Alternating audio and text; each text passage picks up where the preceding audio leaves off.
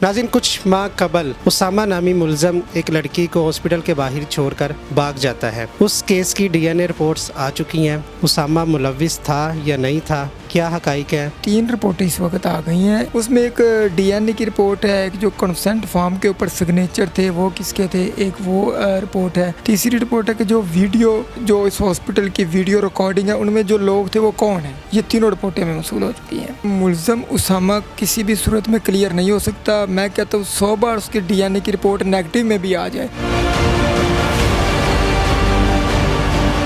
NA news की videos देखने के लिए हमारा चैनल सब्सक्राइब कीजिए और बेल के आइकॉन पर क्लिक कीजिए ताकि आप हमारी तमाम आने वाली वीडियोस से बाखबर रह सकें। बिस्मिल्लाहिर्रहमानिर्रहीम। नाज़रीन अस्सलाम वालेकुम, मैं हूं आपका मेज़बान हाफिज़ खुरम शहजाद और आप देख रहे हैं एनए न्यूज़। नाज़रीन, कुछ माह कबल उसामा नामी मुलज़म एक लड़की को हॉस्पिटल के बाहर छोड़कर भाग जाता है। उस केस की डीएनए रिपोर्ट्स आ चुकी हैं। उसामा मुलविस था या नहीं था, क्या हकाइक है? वकील मुदस्सर चौधरी साहब हमारे साथ मौजूद हैं। आइए उनकी ज़बानी सुनते हैं कि डीएनए रिपोर्ट्स क्या कह रही है। और बाजी साहिबा मेरे साथ मौजूद हैं जिन्होंने इस केस के लिए अपनी वकला की टीम को हायर किया और बड़े अच्छे तरीके से उन्होंने ये केस लड़ा है। असल हकाइक क्या है, उनकी ज़बानी सुनते हैं। अच्छा मुदस्सर चौधरी साहब, मुझे ये बताएं, डीएनए रिपोर्ट आ गई है, डीएनए रिपोर्ट क्या कह रही है? जी, रिपोर्ट डीएनए नहीं आई, रिपोर्ट 3 रिपोर्टें इस वक्त आ गई हैं। एक और रिपोर्ट है जो भी प्रोसीडिंग में है, हेपेटोलॉजी की रिपोर्ट, जिसमें भी ये पता चलेगा कि कोई पॉइजन वगैरह कोई इस तरह की चीज़ तो नहीं दे दी गई।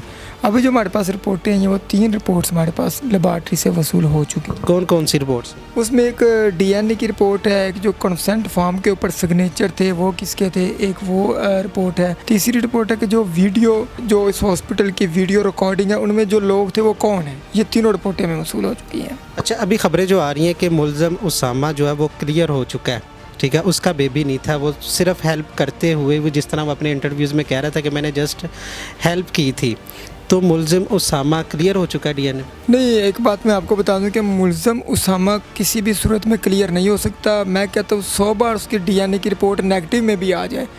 ये जिसकी रिपोर्ट पॉजिटिव आती है वो उतना कसूरवार नहीं होता जितना कसूरवार वो बंदा है जो ला के अबॉर्शन करवाता है, जो कि पाकिस्तानी कानून के तहत सख्त उसकी ममानियत है। रिपोर्ट ना आए, रिपोर्ट आए। पहली बात मैं आपको बता दूं, डीएनए की रिपोर्ट कोर्ट के ऊपर कोई वो बाइंडिंग नहीं होती। डीएनए की रिपोर्ट या कोई भी मेडिकल रिपोर्ट जो है उसकी हैसियत केस में सिर्फ एक छोटे से एक जो है ना, वो कह सकते हैं आप कि उसका छोटा सा एक एज आप कह रहे हैं, लेकिन वो उसका ये नहीं कह सकते कि केस उसके ऊपर डिपेंड करता है। केस किसी सूरत में उसके ऊपर डिपेंड नहीं करता।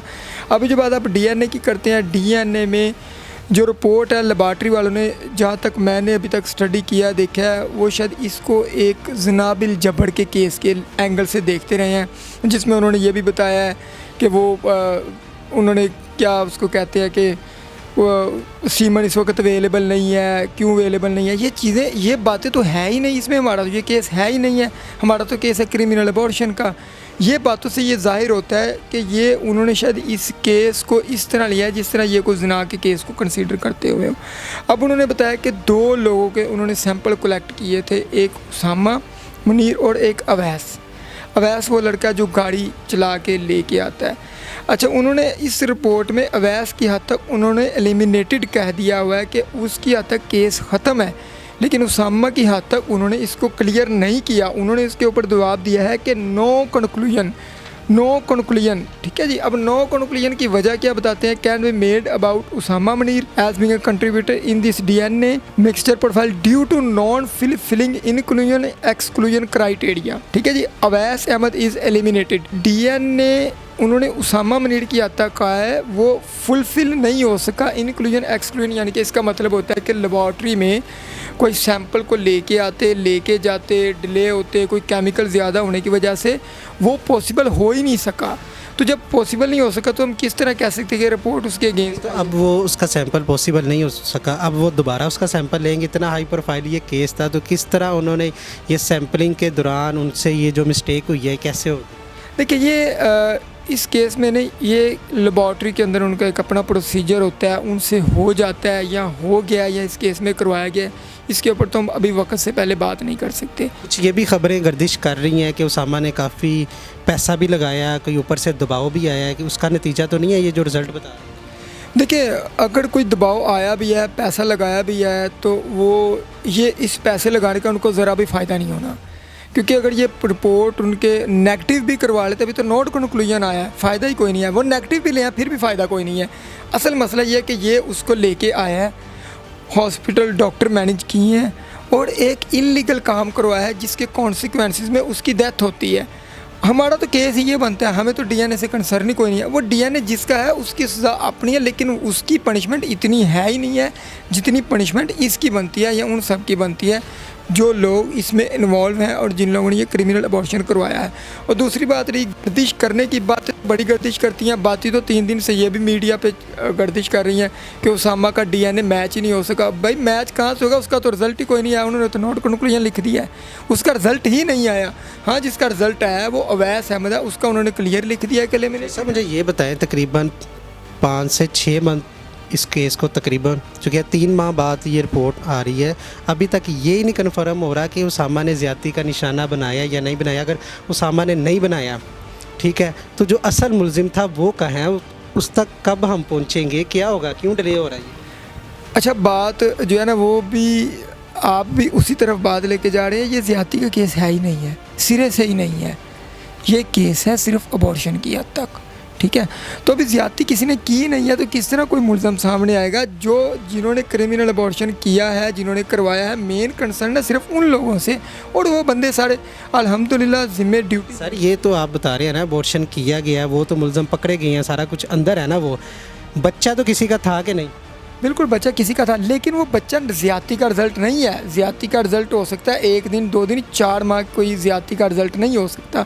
अब बच्चा जिसका है वो, उससे हमें कंसर्न इससे कम है, जिसकी वजह से डेथ हो जाती है उससे कंसर्न हमें ज़्यादा है। उसके ऊपर भी इन्वेस्टिगेटिंग टीम जो है वो काम कर रही है। यूट्रस उनके पास है, अभी जो बेबी है वो लेबॉर्ट्री में है, उन्होंने अपने किसी जार में या कोई मखसूस जो प्रोसीजर होता है उसके मुताबिक रखा हुआ है। और इसके कॉल डाटे की मदद से मुलज़म के करीब करीब पहुंचने वाले हैं या पहुंच जाएंगे। वो मुलज़म उतना कसूरवार नहीं है, मैं आपको फिर वही बात कह रहा हूँ, तो वो मुलज़म कसूरवार नहीं है। ज़्यादती का ये केस नहीं है। सिर्फ केस शुरू कहाँ से होता है? क्रिमिनल अबॉर्शन से। क्रिमिनल अबॉर्शन जिन्होंने करवाया, अरेंज किया, साथ गए, वो सारे लोग इसमें। उसके कहने का मतलब ये रिपोर्ट आने के बाद भी मुलज़म के लिए कोई खुशखबरी नहीं है, ठीक है, उसके ऊपर उतना ही चार्ज हो रहा है। तो आप कितना मुतमिन है कि इस केस में वो मुलज़िम जो उसामा है, जो डॉक्टर्स हैं, जितने भी वो अफराद मुलव्विस थे, उनको सज़ा मिल सकेगी? बात यह है कि मैंने पहले कह दिया, खुशखबरी का तो इसमें कंसर्न ही नहीं बनता कि डीएनए की रिपोर्ट एक तो नॉट कंक्लूजन आई है, अगर नेगेटिव भी आ जाए फिर भी कोई फ़र्क नहीं पड़ता। फिर एक और बात है कि डीएनए की रिपोर्ट कोर्ट के ऊपर बाइंडिंग नहीं होती। डीएनए की रिपोर्ट से सिर्फ एक छोटा सा व्यू लिया जा सकता है, लेकिन ये किसी सूरत ना कोर्ट के ऊपर बाइंडिंग है, ना उसकी उस लिहाज से कोई वो है, कोई इम्पोर्टेंस है। और अगर नेगेटिव भी आ जाए तो फिर भी कंसर्न नहीं है, ये तो फिर नॉट कंक्लूजन आया, ये तो इसके ऊपर फिर एक सवालिया निशान आ जाता है, बल्कि इस लेबॉर्ट्री के ऊपर भी आ जाता है। और दूसरी बात ये कि लेबॉर्ट्री वालों ने भी इस केस को ऐसे कंसर्न किया जिस तरह की ये ज़िना बिल जबर का केस था। उन्होंने क्रिमिनल अबॉर्शन के एंगल से इस केस को नहीं लिया गया। अब आप वो दोबारा आप अपील करेंगे कि दोबारा करवाया जाएगी, या लेबॉर्ट्री के ऊपर आप कोई केस करेंगे, क्या होगा? नहीं, इस तरफ तो हम बिल्कुल नहीं जाएंगे, क्योंकि हमारे जो मुलजिम हैं, फिर अब मैं वही कह रहा हूँ कि अगर आप बैक एंड पे चले भी जाएं तो कुछ नहीं मिलने वाला। मुलजिम सिर्फ वो है जिन्होंने क्रिमिनल अबॉर्शन करवाया, जो लेके आए, जिन्होंने डॉक्टर अरेंज किया, और जिस हॉस्पिटल वालों ने इसको क्रिमिनल अबॉर्शन किया। Cause of death is only criminal abortion. तो वो सारे बंदे तो आगे ही अंदर है। ये तो ये चीज़ अब मुलजिम पकड़ा जाता है नहीं पकड़ा जाता वो तो बात की बात है, ठीक है। वो उतना कसूरवार भी नहीं है जितने ये लोग कसूरवार है, जिसकी वजह से उस बच्ची की जान चली जाती है। अच्छा चौधरी साहब, इसके अलावा कौन कौन सी रिपोर्ट्स आ चुकी हैं वो भी बता दें। जी 2 रिपोर्ट्स और भी हैं जो आ चुकी हैं। एक वीडियो की फ्रांसिक रिपोर्ट आ चुकी है शोरकोट हॉस्पिटल में। जो लोग वहाँ पे मौजूद थे वो कौन कौन से हैं, उनमें इनकी फ़ोटोग्राफिक जो टेस्ट है वो आ चुका है। उसमें उसामा मनीर है, फ़रत नाज, शहजाद नासर और अली अब्बास, ये वो लोग हैं जो उस वीडियो में, जिनकी ऑडियो वीडियो में ये लोग आ चुके हैं और इनका वहाँ पे मौजूद होना पाया गया है। इसके अलावा एक और फ्रांसिक की रिपोर्ट आ जाती है फ्रांसिक लेबॉर्ट्री से, जो कंसेंट फॉर्म है जिसके ऊपर उसामा अपने आप को उस लड़की का खामद शो करता है और थंब इम्प्रेशन जो है लगाता है, उसकी फ्रांसिक रिपोर्ट भी आ चुकी है कि वो थंब इम्प्रेशन उसामा का ही था। इसका मतलब कि उसामा ही था जो जिसने इसको अबॉर्शन के लिए सारा अरेंज किया, इसको लेके गया, इसका अबॉर्शन किया। उस हॉस्पिटल में भी वहाँ पे अपने खामद होने के नाते वो लगा रहा है, अंगूठा लगा रहा है कि ये मेरी बीवी है, इसका अबॉर्शन कर दे। ऑल दो कि इलीगल एक्ट था फिर भी।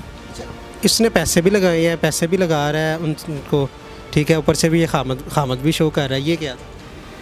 अब देखिए, किसी के ऊपर वक्त से पहले तो कुछ नहीं इल्ज़ाम नहीं लगाया जा सकता पैसे लगा रहा है कि नहीं लगा रहा। डॉक्टरों को इसने अरेंज किया ना, पैसे लगाए, वो डॉक्टर भी उतने ही मुलव्वस थे ना, गिरफ्तार हो गए वो भी।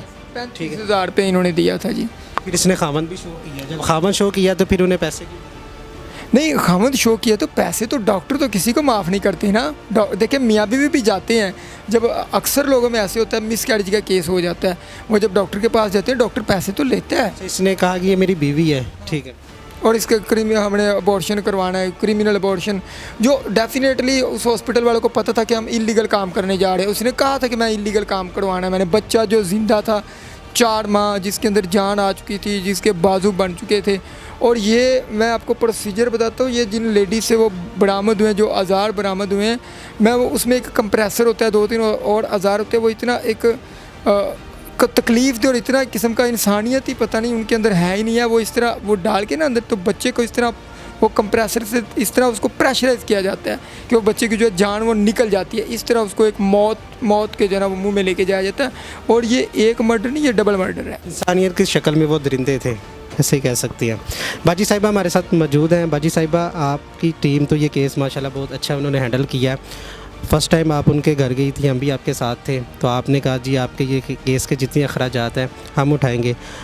आपकी रोज़ाना उनके घर वालों से, मरियम के घर वालों से बात होती रहती है। मुझे ये बताइएगा, उसामा ने काफ़ी हाई प्रोफाइल वकील हायर किए इस केस के लिए, उनके ऊपर कोई दबाव भी डाला गया कि पैसे वगैरह ले लें और इस केस में मेरी जान छोड़ दें? बिस्मिल्लाहिर्रहमानिर्रहीम। देखें, कौन नहीं चाहेगा कि उसकी जान छूट जाए।